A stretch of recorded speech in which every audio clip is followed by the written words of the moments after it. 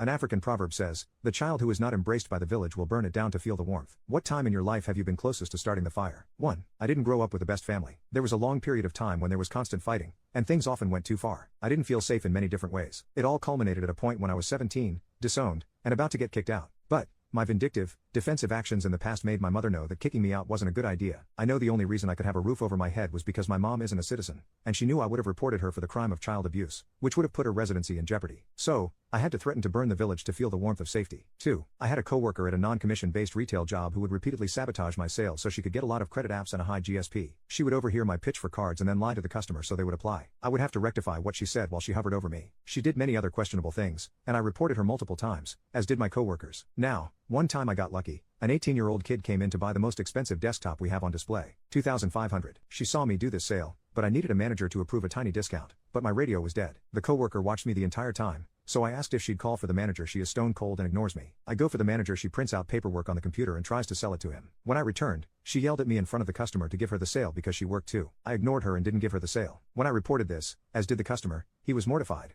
I was told by my boss, ignore when she does that. She's a middle child, so she does stuff like that. I was tired of the stupid lack of action, so I filed an HR complaint regarding her, and 5 of my managers for not addressing it. They all got rewarded for it. Only one is still in management. The rest were eventually demoted or laid off. 3. I used to work in fast food, and was the only person in the store that didn't smoke. Everyone else got to take a break to smoke, but since I didn't smoke, I wasn't allowed to. Eventually, I spoke to the owner about it and was rebuffed, so I went over their heads to the company board. The owner got his ass chewed out for rebuffing me, and I wound up getting a huge bonus on my next paycheck. But when they discovered I reported them, I got fired immediately. Turns out they'd been violating company policy in food prep and storage, so I filed another report to corporate. Store got shut down for months and my former boss got fined 6 figures. 4. My dad didn't seem to take any interest in my life since I was 4 then, when my mom left him, and I told him I was going to leave. He proceeded to do everything to get me to live with him, buying me stuff, telling me mom isn't a fit parent, trying to get custody in court. I decided to live with him because I was too scared to start a new school midway through the year. He then dates this woman who was pretty much the catalyst in destroying their marriage and gets mad at me when I don't treat her like a mother. Mom is now trying to get custody, and I would burn his house to the ground if it meant she would win. 5. The wife was a senior staff for a local science fiction convention. Not only was she an unpaid volunteer, she had to take a vacation day off work and pay for her hotel room and parking. On the morning that the convention started,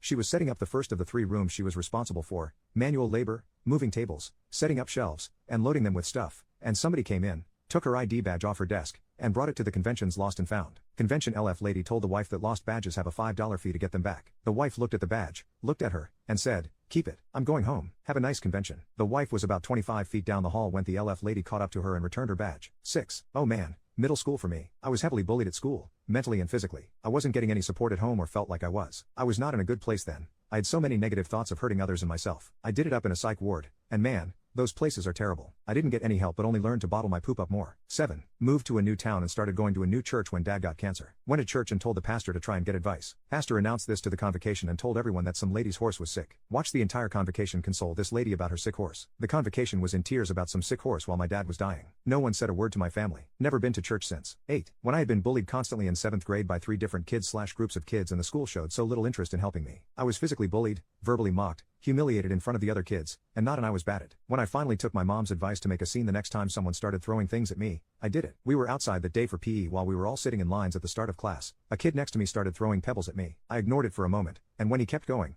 I yelled at him to stop. I didn't care that people were staring. I wanted them to. I wanted them to see that this average height, able-bodied boy was throwing things at me, a very small and disabled girl. The teacher came over and asked what happened. The kid told him they were only pebbles. He wasn't hurting me. The teacher agreed with him and told me I would get detention if I ever disrupted his class like that again. I don't know what it is about some teachers, but the second they get put in charge of more than one child, they become blind to any kind of bullying, and if it gets pointed out to them, they think that particular incident exists in a vacuum and couldn't possibly be a sign of anything worse. I was 11 years old and sewer-slidle because I felt so incredibly powerless. That teacher only solidified that feeling. 9. When I was a kid, my dad used to beat on me pretty often. When he was sober, I usually did something to deserve it. When he wasn't, it was just go time. One night he got drunk, and when I got home from a girlfriend's place, he cornered me and put a revolver to my head. He told me how worthless I was and that he would be doing me a favor by deleting me. I didn't respond. I didn't move. I just waited for him to pull the trigger. He didn't. He left my room and left the revolver on my dresser as he walked out. I took the revolver and went out. I walked around my hometown, Sat by the river and thought about how to get back at him for all the misery he caused my mother, sister, and I. I also considered doing the old Kurt Cobain, but that's not relevant. I took the weapon apart and threw its pieces in the river. No one's asked me about the gun since. It's probably still there. 10. Working in public accounting as an auditor. 65-plus-hour weeks. Getting yelled at by clients for things that aren't your fault. Getting chewed out by your manager for being over/under budgeted hours for a client. Staying in hotels 5 days a week during the busy season. Eating poorly because you never had time to cook. One of the best days of my life was when I got laid off from that place, which opened the door for a great opportunity with none of the issues listed above.